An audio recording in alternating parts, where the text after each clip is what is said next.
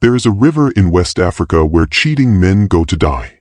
Not by drowning, not by disease, but by the truth that erupts from their own skin like fire. They call it the sacred river of judgment, and for generations, it has never lied.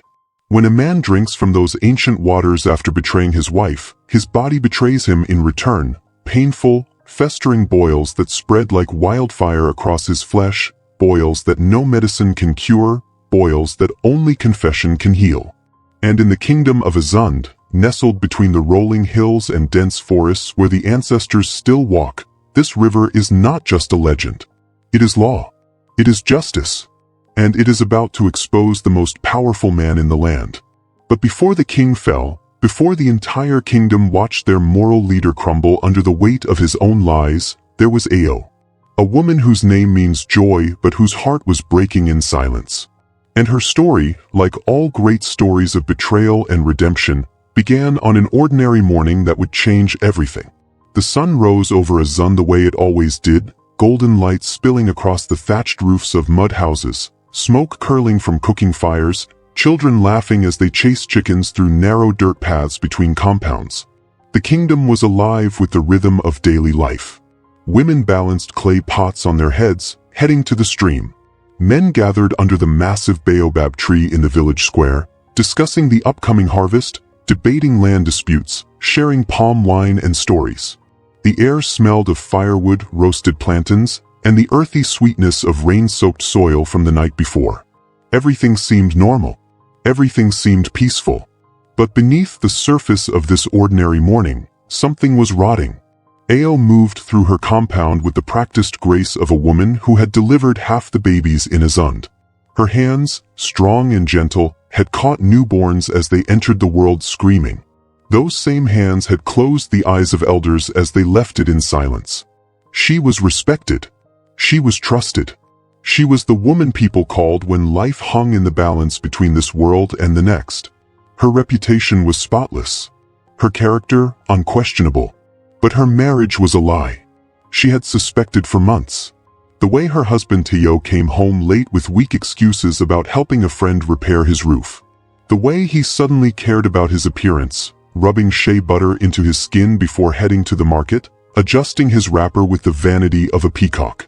The way he no longer looked at her during conversations, his eyes sliding past her like she was furniture.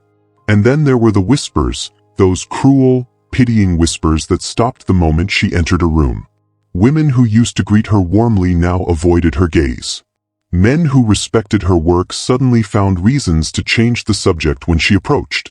The entire village knew something Ao had been desperately trying not to see. Until she couldn't avoid it anymore. It was market day when she found the evidence that shattered her denial. She had gone to collect herbs from the traveling merchant who came from the Eastern Territories, a man whose goods included rare roots and bark that Ao used in her midwifery practice. She was examining a bundle of dried leaves when she heard it, Tio's laugh, that deep, familiar sound that used to make her heart warm. But now it was coming from behind the cloth merchant's stall, mingled with a woman's giggle, a sound too intimate, too familiar. Ao's hands froze. Her breath caught. And before she could stop herself, before wisdom could restrain her feet, she was moving toward that sound like a woman walking toward her own execution. There, half hidden by hanging fabrics dyed in indigo and ochre, was Tio. His hand was on the waist of Zara, the cloth merchant's daughter, a girl barely 20 with smooth skin and doe eyes and the kind of beauty that made men forget they had wives waiting at home. They weren't doing anything scandalous, not publicly, but Ao didn't need to see them naked to know the truth. It was in the way he leaned toward her. In the way she touched his arm with ownership. In the way they looked at each other like they shared secrets that belonged only to darkness. Ao's vision blurred. The marketplace sounds, the haggling, the laughter, the bleating of goats, faded into a dull roar. Her chest tightened as if invisible hands were squeezing her lungs. She wanted to scream. She wanted to collapse. She wanted to march over there and claw that girl's eyes out, to drag her husband by his wrapper into the dirt and demand answers in front of everyone. But she didn't. Because Ao understood something that many women in her position didn't. She understood that rage without strategy is just noise. And she needed more than noise. She needed justice. So she turned away, her face a mask of calm even as her heart shattered into 1,000 pieces, and she walked directly to the one place where truth could not hide. The sacred river. The path to the river was not an easy one. It required leaving the main village and walking through dense forest where the trees grew so thick that sunlight barely penetrated the canopy. The air grew cooler the deeper you went, and the sounds of civilization faded, replaced by the rustling of leaves, the calls of unseen birds, and the whisper of something older, something that had been there long before humans built their kingdoms and made their laws. The ancestors lived in these woods. Everyone knew it. You could feel them watching as you passed, weighing your intentions, measuring the honesty of your heart. Ao had been to the sacred river 3 times in her life. Once as a child, brought by her mother to witness a judgment. Once as a young woman, when her cousin's husband had been accused of infidelity and forced to drink. And once as a midwife, accompanying a pregnant woman whose husband needed to prove his faithfulness before their child was born. Each time, the river had revealed the truth. Each time, the guilty had suffered and confessed. Each time, Ao had believed in the power of the ancestors to bring justice where human courts failed. Now, she would bring her own husband to those ancient waters. She didn't tell him where they were going at first. That evening, when Teo returned home with his usual weak excuse about spending the day helping to build a fence for a neighbor, Ao simply said, "We need to go to the sacred river tomorrow. At dawn." The way she said it, calm, flat, final, must have triggered something in him because his eyes widened just slightly and his jaw tightened. He knew what the sacred river meant. Every man in Azund knew. "Why would we need to go there?" he asked, trying to keep his voice casual, but Ao heard the tremor underneath. "Because I went to the market today," she said, looking him directly in the eyes. "And I saw you with Zara." The silence that followed was deafening. Teo opened his mouth to deny it, to craft some elaborate lie, but Ao raised her hand, stopping him. "Don't," she said quietly. "Don't insult me by lying to my face. Tomorrow at dawn, you will drink from the sacred river. If you are innocent, you have nothing to fear.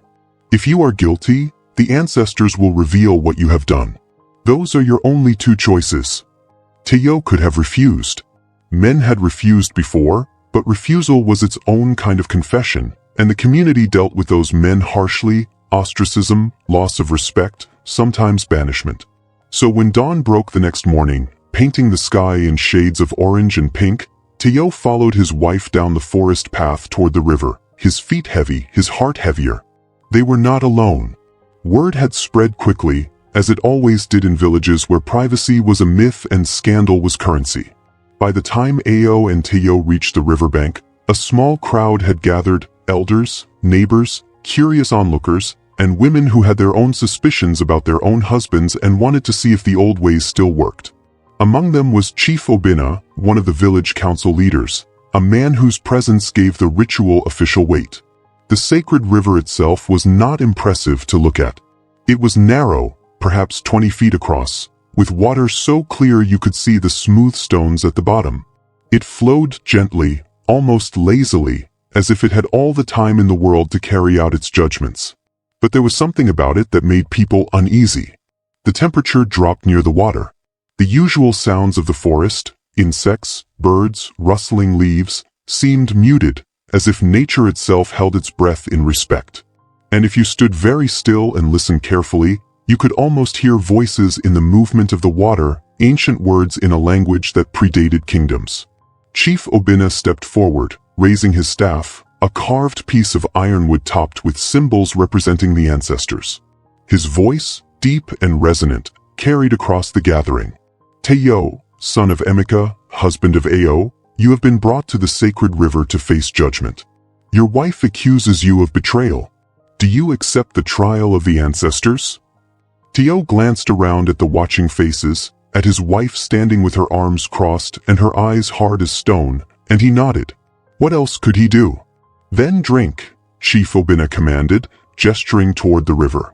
Teo approached the water's edge.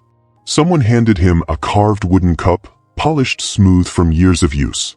He knelt, dipped the cup into the river, and brought it to his lips. But before he drank, he did something that would later be remembered as either supreme arrogance or desperate bravado. He smiled. A cocky, dismissive smile that said he didn't believe in ancestral curses or sacred waters or anything that couldn't be explained by reason. "This is superstition," he muttered, just loud enough for those nearby to hear. "Old wives' tales to control men." And then he drank. The water was cold. Teo swallowed it in 3 quick gulps, wiped his mouth with the back of his hand, and stood. He looked at Ao, at the crowd, at Chief Obinna, and he shrugged as if to say, "See? Nothing." "The judgment does not come immediately," Chief Obinna said, his voice patient, almost pitying. "If you are guilty, the boils will appear within 3 days. If you are innocent, you will remain untouched." Teo walked back through the forest with his wife in silence, but his mind was racing. 3 days. Surely nothing would happen. Surely this was all psychological manipulation, a way to frighten men into confession through fear and superstition. He was a modern man, educated by the missionaries who had passed through Azund years ago. He didn't believe in curses. But the ancestors didn't care what Teo believed. The first boil appeared on the evening of the second day. Teo was eating dinner, his hands tearing into a piece of roasted yam, when he felt it, a sharp, stinging pain on his right forearm.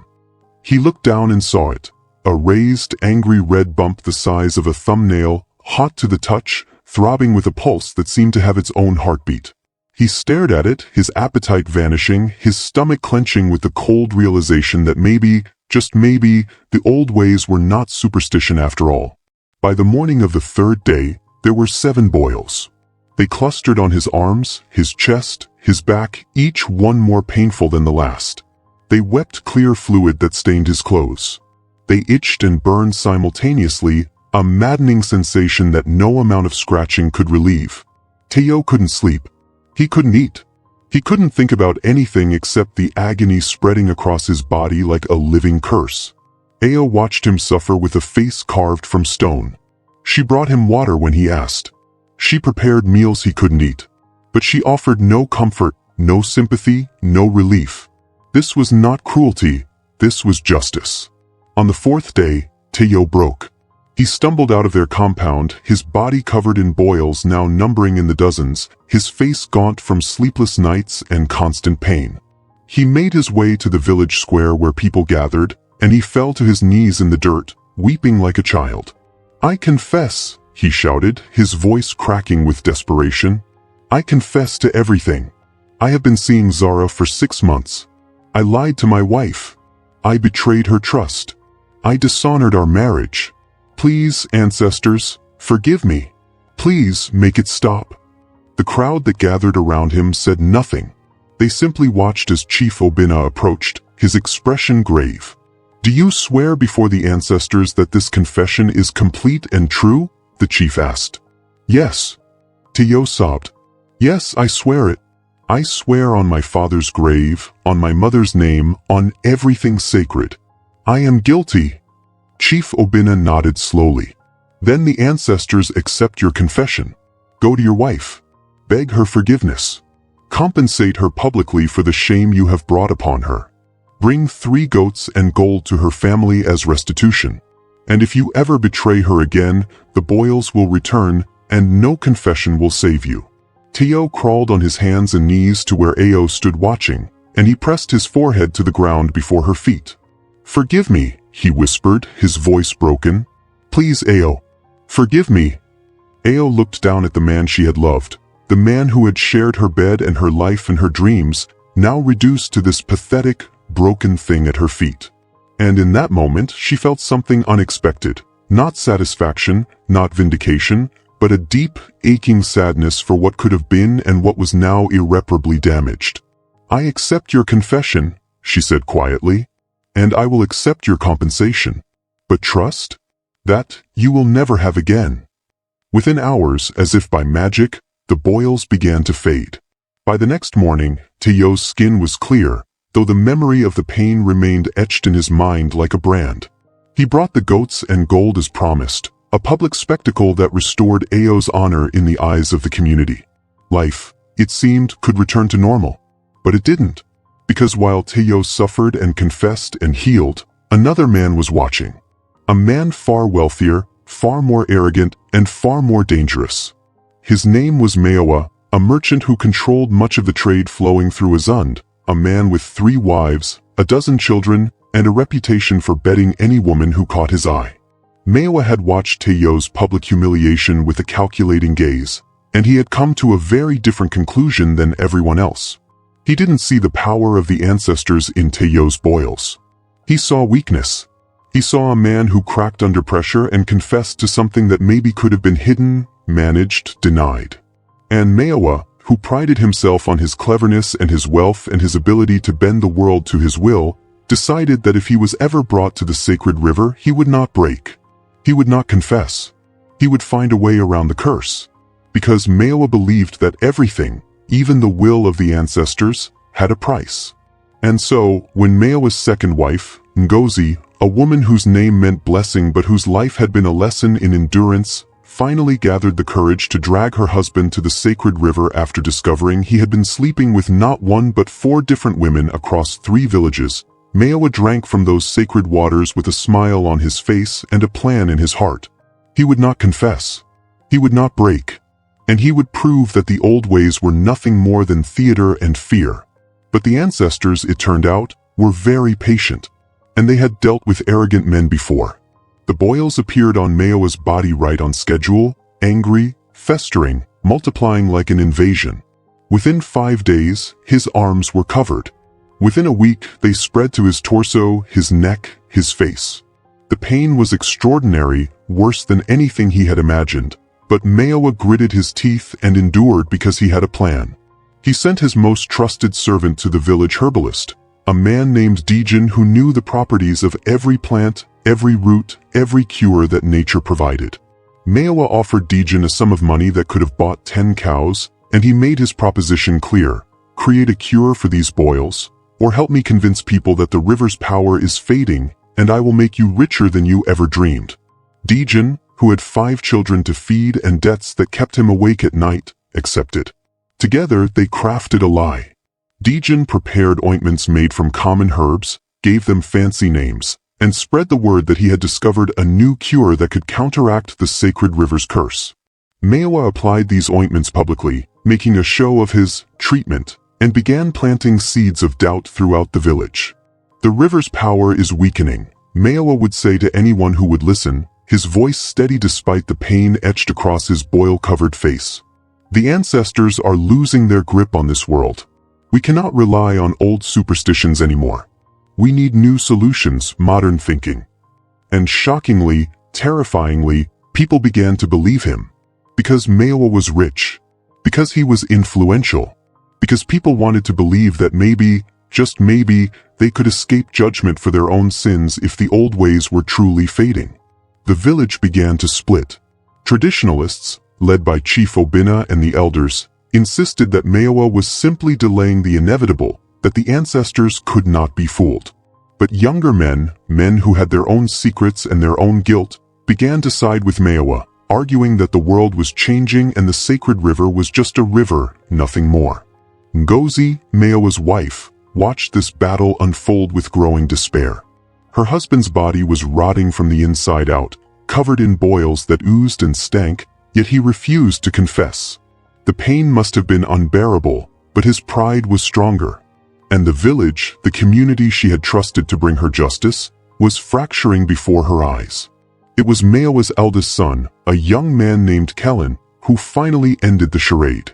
Kellen had watched his father's cruelty for years, the way he humiliated his mothers, the way he flaunted his affairs, the way he treated people as possessions to be used and discarded. And Kellen, who had more integrity in his youth than his father had accumulated in a lifetime, could not stand by while his father poisoned the entire village with lies. One morning, Kellen stood in the village square and shouted for everyone to hear, "My father bribed the herbalist. Dijin was paid to create fake cures and spread doubt about the sacred river. The ancestors are not weak. My father is simply a coward." The accusation hung in the air like thunder. All eyes turned to Dijin, who stood frozen, his face pale with fear. And then, under the weight of dozens of accusing stares, the herbalist broke. "It's true," Dejin whispered, his voice barely audible. "Maewa paid me. The ointments are useless. I lied. Forgive me." The crowd erupted. Anger, betrayal, vindication.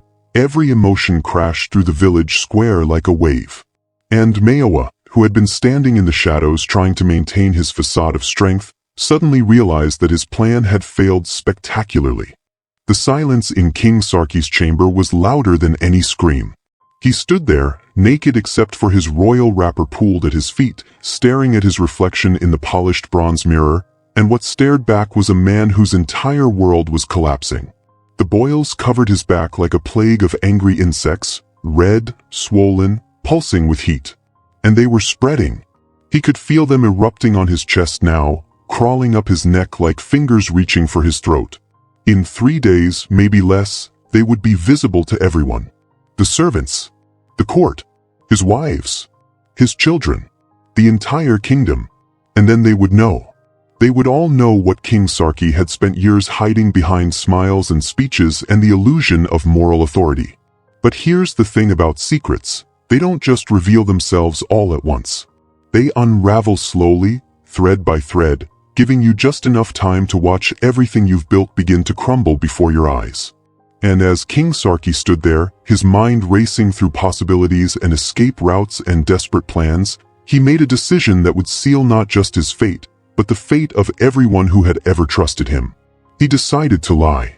The king's personal servant, a young man named Kendi whose loyalty had been bought with position and privilege, was sworn to absolute secrecy.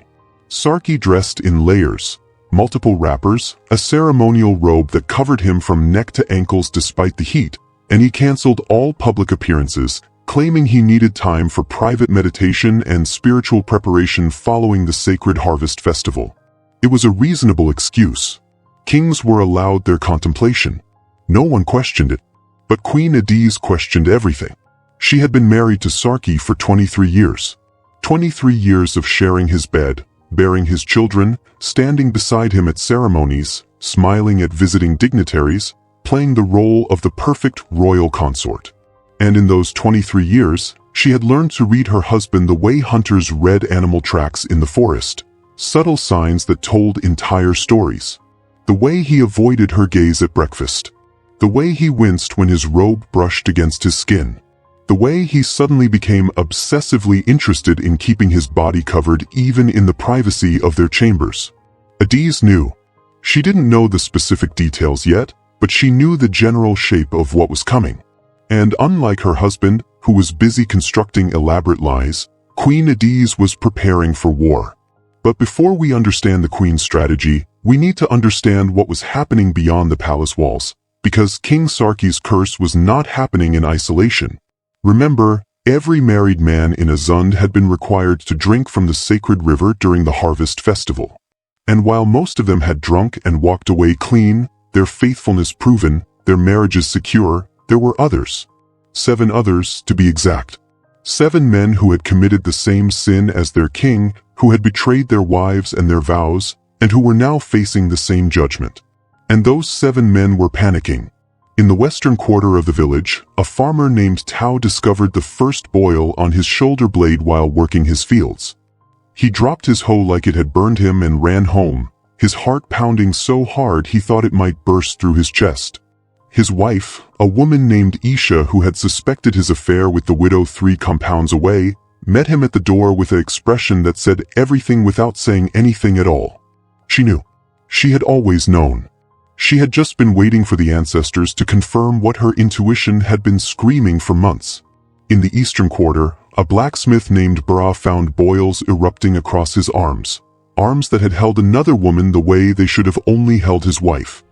His wife, Jamila, stood in the doorway of their forge and watched him discover his curse with the cold satisfaction of a woman who had been vindicated by forces older and more powerful than human law.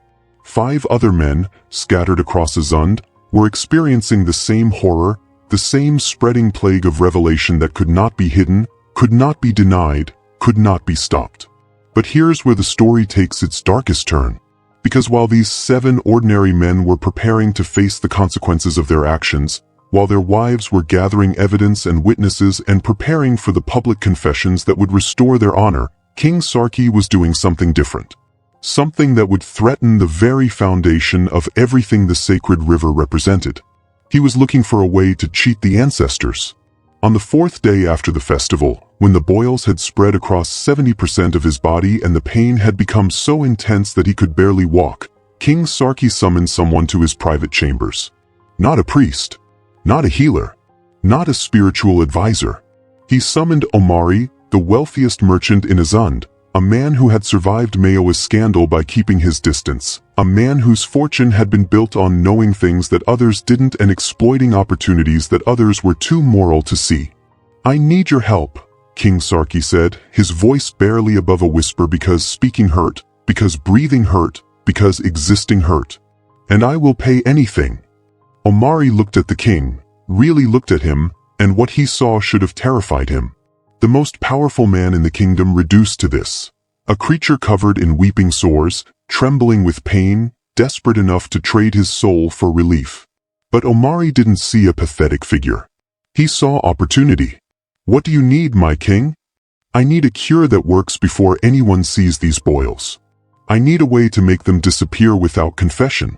I need..." Sarki's voice broke, and for a moment, the mask of royal authority slipped completely, revealing the scared, guilty man underneath. "I need to make this go away." Now here's the question you should be asking right now. Why would King Sarki go to such extreme lengths to avoid confession? What could he possibly have done that was so terrible, so shameful, that he would rather risk the wrath of the ancestors than admit the truth? Because remember, we've seen other men confess. Teo confessed. Mayowa eventually confessed. Even as their bodies were consumed by boils, even as the pain became unbearable, they found the strength to speak their sins aloud. So what was King Sarki hiding that was worse than anything we'd seen before?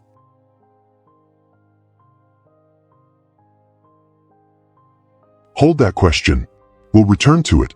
Because right now, Omari was making a calculation that would change everything.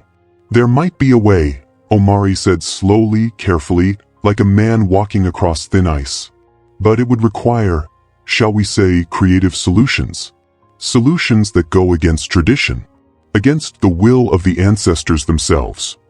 "I don't care," King Sarki said, and the speed with which he said it, the absolute certainty in his voice, should have been a warning to everyone in the kingdom. "Tell me what needs to be done." What Omari proposed was this. He knew of a medicine man from the far northern territories, beyond the boundaries of Azund, a man who practiced arts that were considered forbidden in this kingdom. Dark arts. Arts that didn't ask permission from ancestors or seek approval from tradition. This medicine man, Omari claimed, had created a poultice that could suppress the boils temporarily, not cure them, not remove the curse, but hide the symptoms long enough for a person to appear healed. Long enough to convince people that the ancestors had judged and found them innocent. "But there's a cost," Omari warned. "If you use this poultice and then ever confess the truth, or if the ancestors discover the deception, the curse will return 10 times worse. And it won't just affect you. It will affect your entire bloodline. Your children. Your children's children. The consequences..." "Get it," King Sarki interrupted. "Get it now. I'll pay whatever price you name." And so Omari left the palace, disappearing into the network of traders and travelers that connected kingdoms across the region, searching for a cure that was really a curse disguised as salvation. But while he was gone, while King Sarki hid in his chambers applying feudal ointments and praying to gods he had spent his life claiming to serve while actually betraying, something else was happening. Queen Adiz was building an alliance. She had started with quiet conversations. A word here, a question there, always careful, always subtle. She spoke with the palace servants who had seen things they weren't supposed to see. She spoke with the wives of the 7 cursed men, women who had their own stories of betrayal and pain. She spoke with the midwives who had delivered babies in distant villages, babies who looked suspiciously like the king. And slowly, piece by piece, witness by witness, Queen Adiz constructed a picture of her husband's double life that was so comprehensive, so devastating, that when it finally came to light, there would be no room for denial, no space for excuses, no possibility of mercy. But she wasn't doing this for revenge. That's what made Queen Adiz different from every other betrayed wife in this story. She wasn't driven by hurt feelings or wounded pride. She was driven by something far more powerful and far more dangerous. She was driven by justice. By the understanding that if the most powerful man in the kingdom could betray sacred vows without consequences, then the entire social fabric that held Azund together would unravel. The sacred river would lose its power not because the ancestors were weak, but because people would stop believing in accountability when they saw that even kings could cheat the system. So Queen Adiz prepared her case the way a general prepares for battle, methodically, patiently, waiting for the perfect moment to strike. That moment came on the 10th day after the festival. Omari returned to the palace carrying a small clay pot wrapped in dark cloth. Inside was a thick, greenish paste that smelled like rotting vegetation and something else, something that made even Omari's hardened merchant sensibilities recoil. He brought it to King Sarki's chambers and explained the instructions. Apply it twice daily to every boil, leave it on for exactly 1 hour, then wash it off with water mixed with ash. Within 3 days, the boils would begin to shrink. Within a week, they would be barely visible. Within 2 weeks, they would be gone completely. But remember, Omari said, his voice heavy with warning, this is not a cure. This is a mask. The curse is still there, hidden beneath your skin, waiting. If you ever speak the truth about what you've done, it will return with a vengeance. I'll never speak it, King Sarki said, taking the pot with hands that trembled from more than just pain. I'll take this secret to my grave. Famous last words. Because secrets, as we've established, have a way of refusing to stay buried. King Sarki applied the poultice exactly as instructed, and true to Omari's promise, the boils began to shrink. The pain lessened. The visible symptoms of his curse started to fade like morning mist under the rising sun. And on the 15th day after the festival, King Sarki emerged from his chambers looking tired but healthy, claiming that his period of meditation and spiritual cleansing had renewed his connection to the ancestors and prepared him to lead the kingdom into a new era of prosperity. The people wanted to believe him. That's the thing about subjects and their kings. There's a powerful desire to believe that those in authority are worthy of that authority, that the people sitting on thrones deserve to be there. So when King Sarki appeared in public, clean-skinned and smiling, making speeches about faith and tradition and the power of the sacred river to reward the righteous, most people accepted it. Most people moved on. But not everyone. The 7 other men who had been cursed, Tao, Bra, and the 5 others, they hadn't found mysterious miracle cures. They had done what generations of guilty men before them had done. They had suffered, they had broken, and they had confessed. Their public admissions of guilt had become community events, painful but necessary rituals of truth-telling that, while humiliating for the men involved, had restored faith in the system. The sacred river worked. The ancestors judged fairly. Justice prevailed. Except, if that was true, why had the king emerged unscathed? Why had the most powerful man in Azund apparently been found innocent by the same ancestors who had cursed 7 ordinary men? The whispers started small. Just a few people, mostly women who had been paying attention, who remembered how Sarki had hidden in his chambers for 15 days, who noticed that Queen Adiz never smiled anymore when she stood beside her husband at ceremonies. These women shared their observations with other women, and soon there was a quiet undercurrent of doubt flowing through the village like an underground stream, invisible to most, but powerful to those who knew where to look. And then, on the 20th day after the festival, something happened that turned that underground stream into a flood.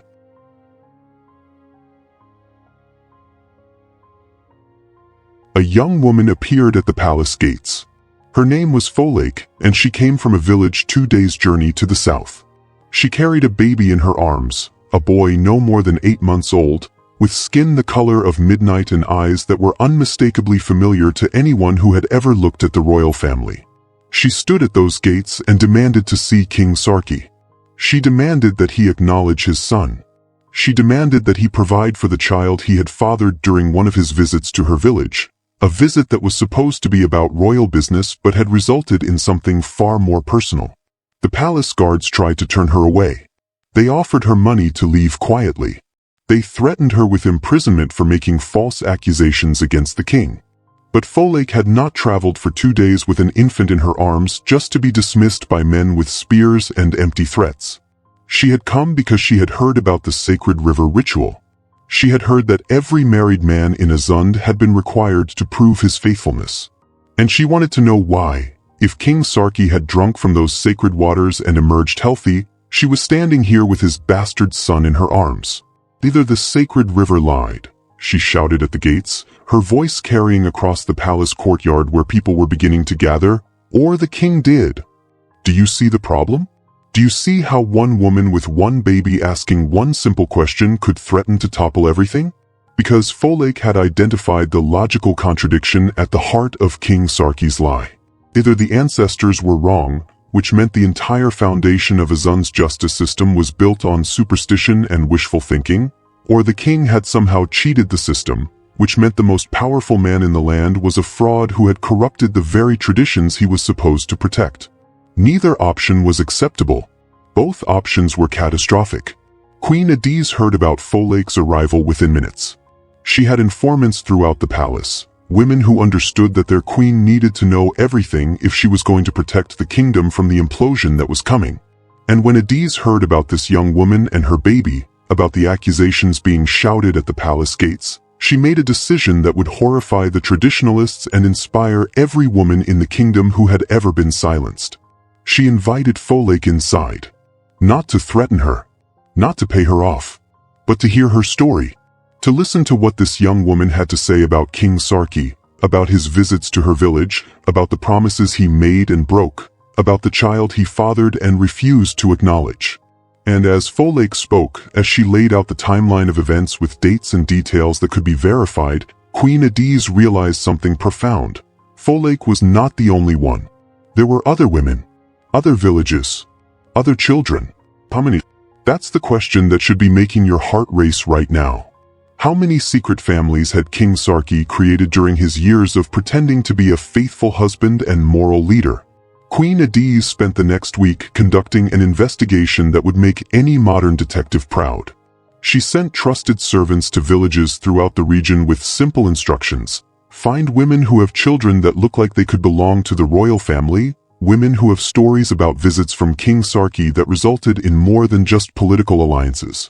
And what those servants discovered was stunning in its scope and horrifying in its implications. 3 villages, 9 women, 11 children. 11 children who would never inherit the throne, never receive royal education, never be acknowledged by their father.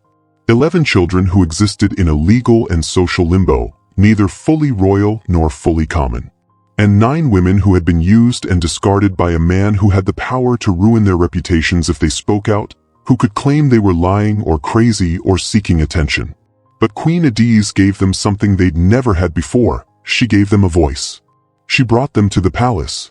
All of them. The women and their children. She housed them in the guest quarters, fed them from the royal kitchens, treated them with the dignity that her husband had denied them. And she began preparing for what would become the most significant public gathering in Azund's history.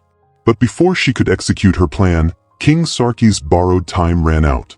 The poultice that Omari had provided was working exactly as advertised. It was hiding the boils, suppressing the symptoms, creating the illusion of health. But illusions require constant maintenance. And on the 28th day after the festival, King Sarki made a fatal mistake. He ran out of the poultice.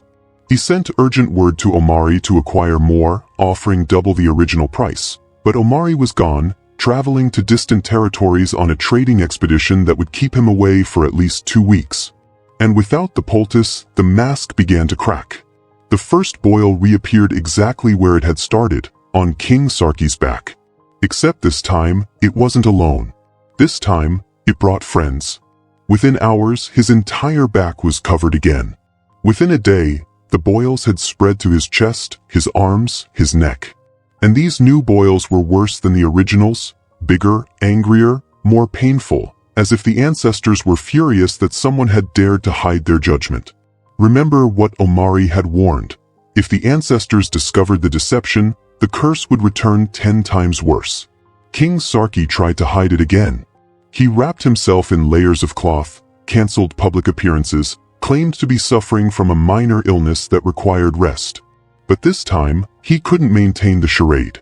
This time, the boils spread too fast, covered too much of his body, caused too much pain for him to function normally. And this time, people were watching much more carefully. On the 30th day after the festival, King Sarki's condition became impossible to hide. A servant removing the king's morning meal from his chambers saw him accidentally drop a cup, saw him bend to retrieve it, saw his robe fall open, and saw what was underneath, skin so covered in festering boils that there was barely any healthy flesh visible. The servant, a young woman named Larai who had her own reasons for not trusting the king, did not keep this information to herself. By noon, the entire palace knew. By evening, the entire village knew. And by the next morning, when people gathered in the village square to discuss what they'd heard, the question on everyone's lips was the same question that had been asked a week earlier at the palace gates. Why would a man who had been judged innocent by the sacred river suddenly develop the exact symptoms of a guilty man? Chief Obinna, who had presided over dozens of sacred river trials in his long life, convened an emergency meeting of the village elders. These were men and women who had guided Azund through droughts and famines and wars, who understood both tradition and pragmatism, who knew that what they decided in the next few hours would shape the kingdom's future for generations. If the king cheated the ritual, one elder said, speaking the fear that everyone was thinking, then he has not only betrayed his wife and his vows, he has betrayed the ancestors themselves. He has corrupted the very foundation of our justice system. But we don't have proof, another elder countered. We have rumors and suspicions and a reappearance of boils that could have other explanations. Then we need proof, Chief Obinna said, his voice carrying the weight of decades of authority. And we need truth. Because if we allow a king to lie about something this fundamental, we are saying that power places people above the law, above the ancestors, above truth itself. And that's when Queen Adiz made her move. She appeared before the Council of Elders not as a supplicant wife begging for mercy for her husband, but as a leader presenting evidence of corruption that threatened the entire kingdom. She brought with her the 9 women and their 11 children. She brought records of King Sarki's travels, meticulously cross-referenced with the birth dates of those children. She brought testimony from servants who had witnessed the king's use of the forbidden poultice. She brought Omari himself, who she had tracked down and convinced to testify in exchange for immunity from prosecution. And she laid it all out, piece by piece, building a case so comprehensive and so damning that even the most loyal supporters of King Sarki could not deny what they were seeing. "My husband," Queen Adiz said, her voice steady but her eyes blazing with a fury that had been building for 23 years, "has not only betrayed me. He has betrayed every woman in this kingdom who trusted in the sacred river to protect them from unfaithful husbands.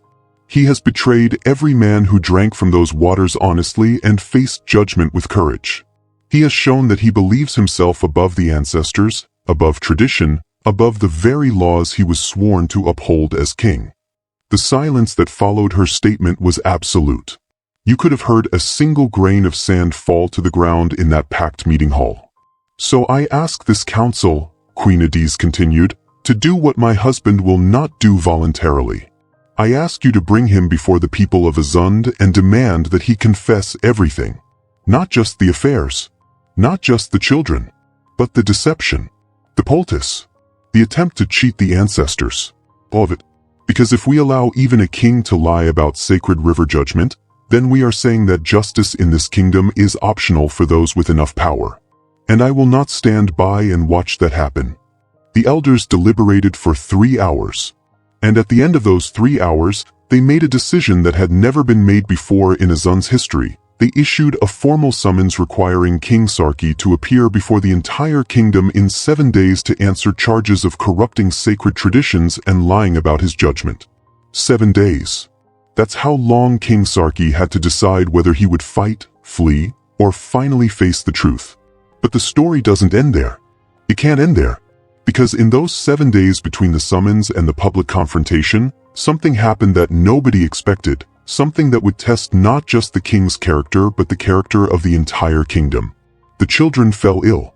Not King Sarki's children, though they were affected too. All the children in Azund. Every child under the age of 10 began developing fevers and strange rashes that no healer could explain or cure. The crops that had been growing so well suddenly began to wither. The livestock started dying of mysterious ailments. The wells that had always provided clear, sweet water turned brackish and foul. The priests declared what everyone was thinking. The ancestors were angry. Divine punishment was falling on the entire kingdom because the king's corruption had tainted everything. And unless that corruption was cleansed through complete and honest confession, unless the truth was spoken aloud and accountability was established, the punishment would continue until there was nothing left of Azund but dust and memory. Do you understand the stakes now? Do you understand why this moment matters so much? Because this isn't just about one man's adultery or one woman's betrayal. This is about whether a society can survive when its leaders are allowed to lie with impunity. About whether justice means anything when those with power can buy their way out of consequences. About whether accountability is a value we're willing to defend even when defending it is hard, even when it requires us to tear down our own heroes and face uncomfortable truths about the people we've chosen to follow. King Sarki stood in his private chambers on the 6th night before his summoned appearance, his body consumed by boils that had now spread even to his face, making him almost unrecognizable. The pain was extraordinary, not just physical but spiritual, the kind of pain that comes from knowing you've destroyed everything good in your life through your own choices. He looked at himself in that bronze mirror one last time, and he had to make the most important decision of his life. Would he confess and lose everything? His throne, his reputation, his legacy, but possibly save his kingdom from divine punishment? Or would he continue to deny, continue to fight, continue to lie until either he died or the kingdom died around him? What would you do? If you were standing where King Sarki stood, if you had spent decades building an image that was about to be shattered, if confession meant losing everything you'd worked for but denial meant potentially destroying everyone who depended on you, what choice would you make? Hold that question, because the answer, when it finally comes, will reveal something profound not just about King Sarki, but about all of us and the choices we make when the truth demands everything we have to give. Can a kingdom survive its leaders' lies, or must the truth be spoken no matter what it costs? And if King Sarki confesses now, after all this deception and suffering, will anyone even believe him, or has he destroyed trust so completely that redemption is no longer possible? The question hanging over Azund on that 7th morning was not whether King Sarki would appear. He had no choice. The summons from the Council of Elders was absolute, but whether he would finally speak the truth or continue the charade that had poisoned an entire kingdom. The sun rose blood-red that morning, painting the sky in shades of crimson and gold, and the people who gathered in the central square spoke in hushed whispers about omens and divine warnings and what it meant when even the heavens seemed to be holding their breath waiting for judgment. Every family in Azund was there.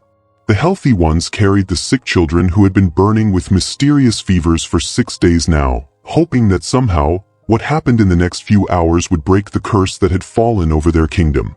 The farmers who had watched their crops wither overnight stood shoulder to shoulder with the merchants whose livestock had died without explanation. Everyone understood on some instinctive level that this moment was bigger than one man's infidelity.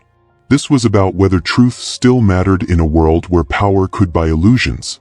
Queen Adiz stood at the edge of the platform that had been constructed for this gathering, her posture regal despite having barely slept in weeks. Behind her were the 9 women and their 11 children, King Sarki's secret families, living proof of betrayals that had spanned years. Beside her stood Folake, the young mother who had started this reckoning by refusing to be silent, her baby boy sleeping peacefully in her arms, oblivious to the fact that he had become a symbol of justice demanded and justice delayed. And then King Sarki appeared. The crowd fell completely silent. Not the comfortable silence of anticipation, but the shocked, horrified silence of people seeing something they cannot unsee. Because King Sarki looked nothing like a king anymore. The boils had returned with such vengeance that they covered every visible inch of his skin. His face swollen and distorted, his arms crusted with weeping sores, his neck so consumed by festering wounds that he could barely turn his head. He moved slowly, painfully, each step a visible agony. 2 servants supported him on either side, practically carrying him toward the platform where Chief Obinna waited with the staff of judgment. But here's what you need to understand about this moment. King Sarki was still fighting. Even now, even reduced to this broken creature that barely resembled a human being, he was still calculating, still planning, still believing that somehow he could talk his way out of complete destruction. You could see it in his eyes, the only part of his face not completely hidden by boils, that desperate cunning of a trapped animal looking for any escape route, any last strategy that might save him from the consequences of his own choices. Chief Obinna raised the staff, and when he spoke, his voice carried across the square with the weight of centuries of tradition behind it. King Sarki, you stand before your people accused of corrupting the sacred river ritual, of using forbidden medicine to hide the ancestors' judgment, of fathering children outside your marriage and refusing to acknowledge them, and of placing your pride above the welfare of this kingdom. The evidence against you has been presented and verified. The Council of Elders has reviewed testimony from multiple witnesses. And now, before the ancestors and before every citizen of Azund, you will be given one final opportunity. Will you confess the full truth of what you have done, or will you continue to deny? For a long moment, King Sarki said nothing. He swayed on his feet, supported by the servants, and you could almost see the war happening inside his mind. Pride battling survival, ego wrestling with terror, the instinct to protect his image fighting against the undeniable reality of his situation. And then, in a voice so broken and raspy that people had to strain to hear him, he spoke. I am innocent of these accusations. The crowd erupted. Not in anger, but in something worse, in despair. Because if the king would lie even now, even with boils covering his body and the kingdom falling apart around him, even with the evidence of his children standing right there in front of everyone, then what hope was there? What hope was there for justice, for truth, for the belief that the ancestors still cared about right and wrong? But Queen Adiz had prepared for this moment. She had known, with the sad certainty of a woman who had lived with a liar for 23 years, that her husband would not break easily. So she had prepared something that would leave him no room to hide, no space to maneuver, no possibility of continued denial. She stepped forward and raised her hand, and the crowd quieted. My husband claims innocence, she said, her voice steady as stone. So let us test that claim. Let us do what should have been done 7 days ago, what the ancestors themselves are demanding. Let King Sarki drink from the sacred river again. Right now. Right here. And if he is truly innocent as he claims, if the boils covering his body are the result of some other curse or disease or enemy magic, then the sacred river will reveal that truth. But if he is guilty, if he has been lying to all of us, then the ancestors will make their judgment so clear that even the most loyal supporter cannot deny it. Do you see the brilliance of what Queen Adiz just did? She didn't argue with her husband's lies. She didn't try to convince people through logic or evidence. She went straight to the source of authority that everyone in Azund respected, the sacred river itself. She called for a second trial, and in doing so, she made King Sarki's choice impossibly simple: drink and be judged, or refuse and admit guilt through refusal. King Sarki's face, what you could see of it beneath the boils, went pale. His eyes darted around the square, looking for support, looking for someone who would object, someone who would say this was unnecessary or unfair. But he found no allies. Even his closest advisors, the men who had benefited from his reign and his favor, stood silent. Because they understood something fundamental. If they defended a man who had corrupted the sacred river, they would be choosing the king over the ancestors. And that was a choice that could cost them not just their positions, but their souls. King Sarki started, his voice cracking. I have already drunk from the river. This is unnecessary harassment of your king. This is... Then you have nothing to fear, Queen Adiz interrupted, and her voice cut through his excuses like a blade. If you are innocent, the river will prove it. But if you refuse, every person in this square will know exactly what that refusal means. Chief Obinna stepped forward, and in his hands was the ceremonial cup, already filled with water that had been brought from the sacred river that very morning. He held it out toward King Sarki, and the symbolism was impossible to miss. The king could either take the cup and face judgment, or he could turn away and lose everything without even the dignity of a trial. The silence stretched like a thread pulled to breaking. King Sarki looked at the cup, looked at his wife, looked at the crowd of thousands watching him with expressions ranging from pity to anger to desperate hope. And something inside him, some final barrier that had been holding back the truth, finally cracked. He didn't take the cup. Instead, his legs gave out. He collapsed to his knees on the platform, and a sound came from his throat that wasn't quite a sob and wasn't quite a scream but was somehow both at once. And then, finally, with the weight of his own lies crushing him into the dirt, King Sarki began to confess. "I am guilty," he whispered, and then louder, "I am guilty of everything." The dam had broken. Once he started speaking, the words poured out of him like poison being drawn from a wound. He confessed to the affairs, not just the 9 women who stood before him, but others, so many others that people lost count. He confessed to using the forbidden poultice to hide the ancestors' judgment, to bribing Omari, to planning to flee the kingdom if the deception was discovered. He confessed to fathering children and abandoning them, to making promises he never intended to keep, to using his power to silence women who threatened to expose him. But it was what he said next that truly shattered the last remnants of his authority. He confessed that he had never believed in the sacred river's power, that he had viewed the traditions of Azund as useful tools for controlling the population, nothing more. That he had drunk from the river during the harvest festival not out of faith or respect for the ancestors, but because he thought he could outsmart an old superstition with modern medicine and merchant connections. "I thought I was above judgment," he said, his voice breaking. "I thought my position made me immune to consequences. I thought." He looked up at Queen Adiz, and there was something in his eyes that might have been genuine remorse or might have been just the desperate hope that confession would bring relief from the pain. "I thought I could have everything I wanted without paying the price. And I have destroyed everything instead." Chief Obinna looked down at the broken king with an expression that held no satisfaction, only a deep, tired sadness. "Do you swear before the ancestors, before this gathering, and before the divine forces that govern all life, that this confession is complete and true? That you have hidden nothing, that you have held back no secrets, that you have spoken every truth that weighs on your conscience?"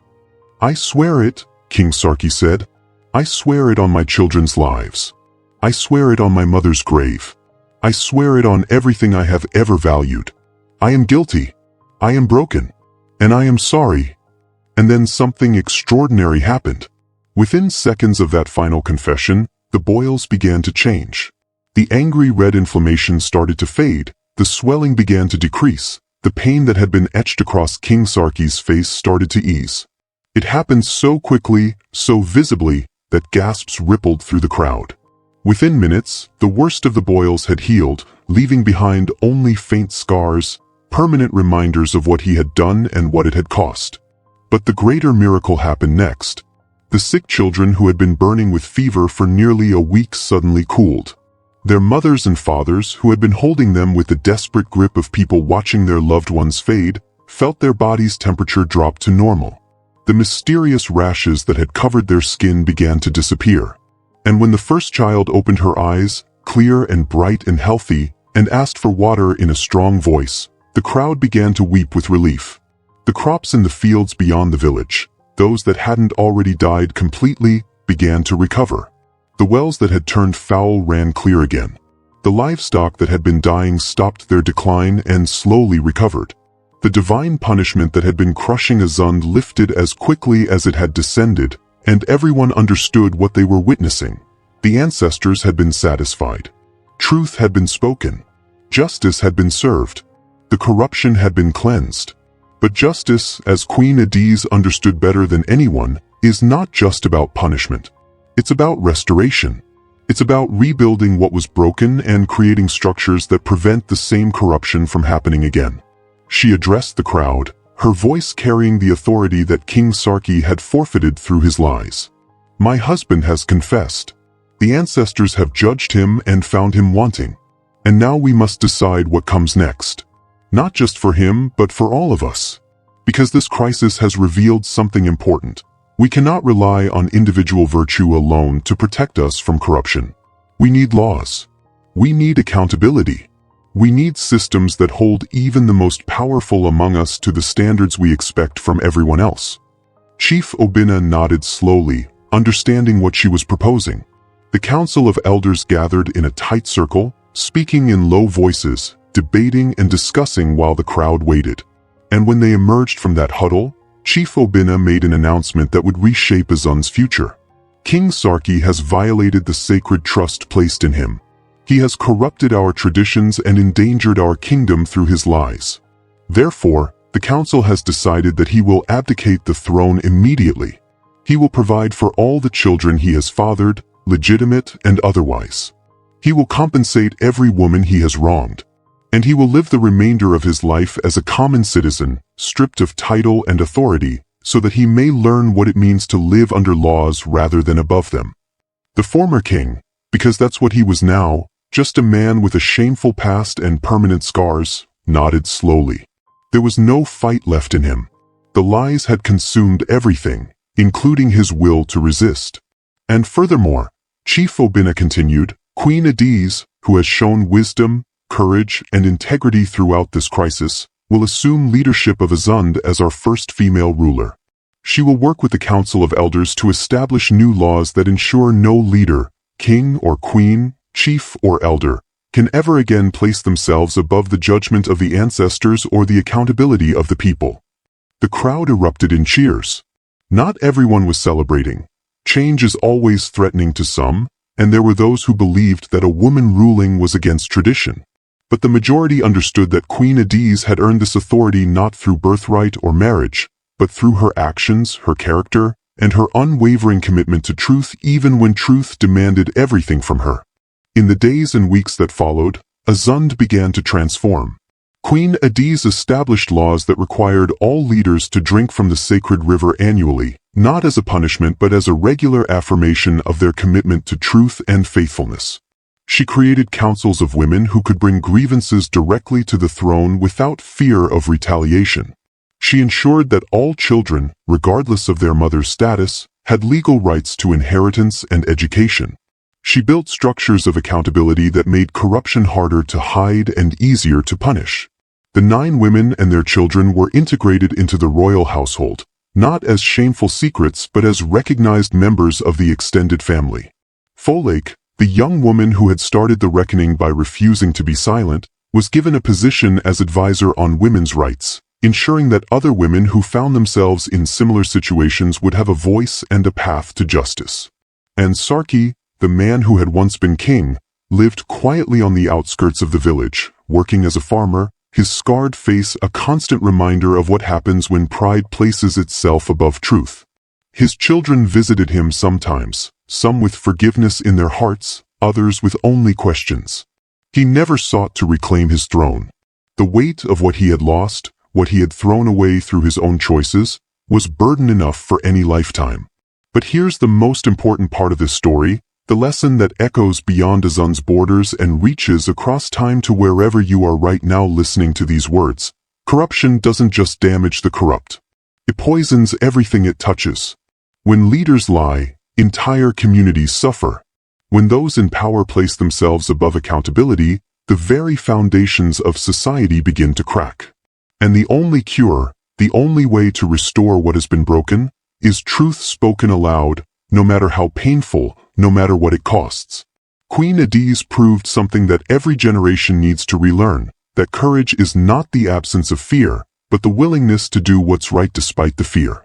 That justice is not automatic or inevitable, but something that must be fought for, defended, and rebuilt whenever corruption threatens to tear it down.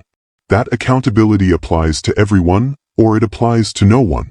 The sacred river still flows through the land of Azund. Couples still bring unfaithful partners there for judgment. The ancestors still watch, still weigh actions against intentions, still reward truth and punish deception.